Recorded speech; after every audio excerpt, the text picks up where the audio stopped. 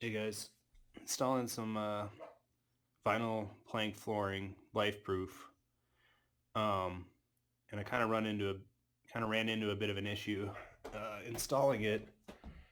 It actually didn't turn into much of an issue, but um, I couldn't find much information on it online, so I thought I'd make a quick video just to kind of help some people out here. We got the cat climbing up the mattress on the side here, if that's what the racket is. But anyway, so we started the floor in this room, and we didn't really think about what would happen. Um, when we came all the way to the hallway here and wanted to come through there and go through into this room, but once we got into here, we realized, um, we couldn't install it in the correct direction anymore. In order for it to flow through here, it had to be installed backwards, essentially, or in the reverse direction, not the way it was designed. Um, and I was kind of worried about that at first. I thought that'd be a big problem, but it turned out really it wasn't that difficult to install. Hi, honey. What are you doing? It wasn't that hard to install in the reverse direction at all, really. It was actually pretty easy. But they don't tell you how to do it on the instructions. Couldn't find any videos on how to do it for Lifeproof specifically, so I thought I'd just make this video quick um, and how to do it. So we're kind of here at the end, and I'm just gonna... All right, so I kind of took apart the last couple of pieces just so it'd be easier to show how this is done. And I'll try to throw in a couple like tips along the way here. But basically, when you install these in reverse, it's very similar to installing them in the right direction. You're just doing it the opposite way. So instead of going, the tongue into the groove, you're going groove to tongue. And so you just have to be really careful. You don't want to break the part because it's a lot more fragile in this direction. And, if you step on it and, I just tried to pull it apart here and it looks like I broke a little piece of it. I don't think it'll matter that much, but those are kind of just some things that you kind of figure out along the way. Now I got to go find a tool. So, all right. So one thing I used a lot was a brush. What kept getting dirty in here on the little tongue and groove pieces. I noticed if you had any little bit of dirt in there or like debris or whatever stuff from cutting the pieces, they didn't fit together as good. So I kept using the brush just to kind of get away that debris, which was convenient. Anyway, so here's kind of the drill. And sometimes, you have to lift up a little bit on this piece. So if you kind of have to get off of it a little bit and lift it up. But I've noticed you can kind of just slide it under. It would kind of just go right in. And then you kind of slide the pieces until it feels like it's fully in. And right now it feels pretty good.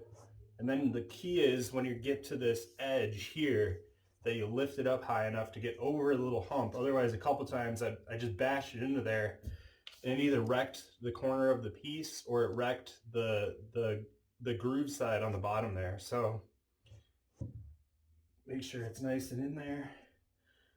And then I noticed if you kind of wiggle the piece a bit,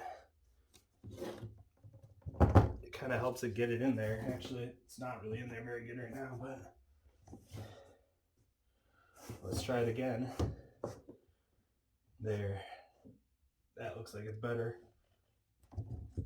Kind of wiggle it. And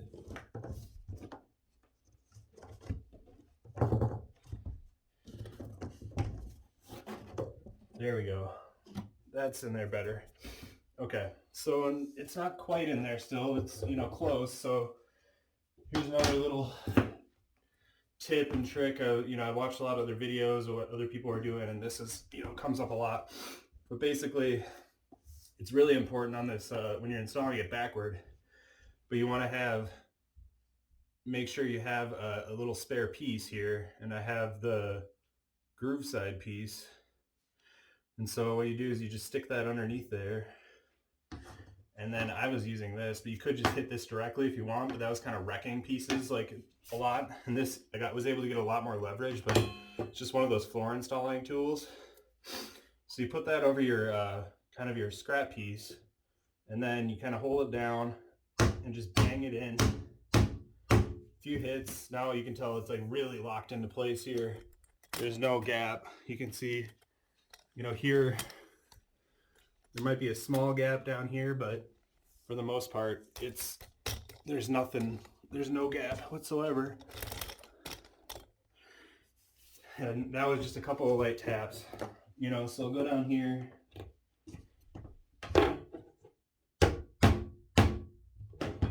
Just make sure it's locked in everywhere. Looks pretty good. And then my strategy, I was, you know, kind of getting the long joint in first, and then I come back at the end and pound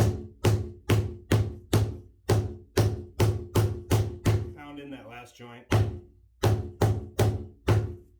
Make sure that that's in there tight without a gap. Looks pretty good. And that's pretty much it. So yeah, these are kind of the main tools I was using. Little scrap piece. You know, this worked really well in the other direction too. So, yeah, you know, some people get all these fancy tapping blocks and stuff. Those don't seem to work very well with this vinyl plank, because it's, you know, the tongues and grooves are so delicate. You know, this works so much better just getting that in there, and you know, using the scrap piece. It doesn't damage any part of the other piece. So that's really the best way to do it. So now, I guess my other strategy was to come in here and do as little as possible in the reverse direction. So I went all the way as far as I could to the corner, and now I'm just going to work my way back this way, going the correct direction. But anyway, it's going together pretty smoothly. You know, it was almost as easy, I thought, going in this direction as it was the other. So you can definitely do it. It's not too bad. But, you know, you can also think about other ways to start your floor in the right spot where you don't have to go backward. We didn't really do that. We kind of just started and ended up this way. But I'm sure a lot of people do the same, make the same mistake. So hopefully this video is helpful. Yeah, and that's it. So just kind of putting the final touches on the room, got all the floor installed. And I just want to do a little update video just to give you a couple more tips on, you know, installing this floor in reverse. So I kind of made a mistake right after I made the first video. I realized, you know, I did the floor all the way in reverse into this corner. So there was kind of on a hinge over here coming off this corner. That was a huge mistake. Don't do that. Basically, once I kind of finished that corner over here, I came back and then tried to connect it back here to this hinge point. And once I tried to install this piece, it would just not connect. You know, there was something off. Like the entire floor had shifted all the way over. So, you know, it was just never going to connect right here. And, you know, unless you wanted a huge gap, which I didn't. So, you know, I had to go back to the drawing board. Basically, what happened then, I took apart all of that corner floor that I did before, took it all apart, and then literally went and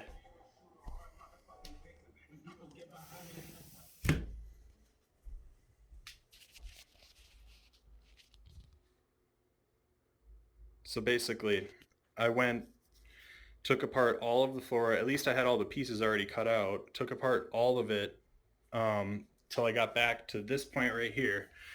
And what I did is I just went straight out to that side, went all the way to the end of the room, and then, you know, kind of completed the floor in this direction. So that way, you know, coming from the hallway, everything was straight and in line. That's the proper way to do it. And then I came back and reinstalled the floor in reverse all the way back to that wall. And that's the proper way to do it. That was you know, a live and a learn there. But so if you're going to do the floor in reverse, just make sure to go all the way to the end of the wall, then go back. It's really not that hard to install. All the stuff I did in that first video, where I showed you how to put it in reverse, showed you how to like tap it together, all that still works and still applies. Just don't leave it all on one hinge point or edge, basically, like I did. Go all the way to the end, then go back, and then it should come together. So everything, once I got everything taken apart, put back together and everything, it turned out great. And I think, the room looks good. Got it all set up. We got the area rug, got the, most of the furniture back in. We did all the trim work. Everything kind of came together. So we're definitely happy with the way it turned out. And we hope this helps, anyone else trying to put together a floor. Thanks.